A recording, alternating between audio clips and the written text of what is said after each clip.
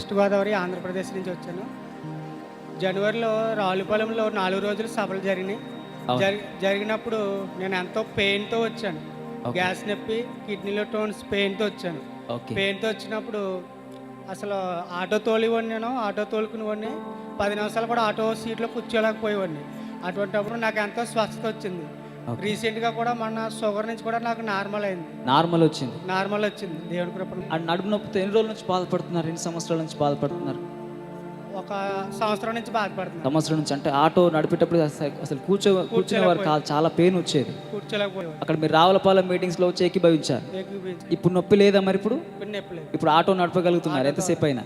ఆ నొప్పి లేదు ఇప్పుడు.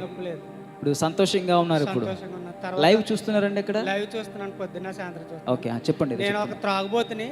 ఓకే, అయితే ఇది బెల్లంపల్లి ఈ వీడియోలు చూస్తా ఉండగా నాలో చాలా మార్పు వచ్చింది. తర్వాత నేను బెల్లంపల్లి రావాలని నేను ఒక 4 నెలల నుంచి అనుకున్నాను, కానీ నా పరిస్థితి బాగోలేదు. బాగలేనప్పుడు మా దైవజనుడు తీసుకొచ్చారు ఇక్కడికి. మా ఫ్యామిలీని కూడా తీసుకొచ్చారు. మా ఒక దైవజనుడు అయినా.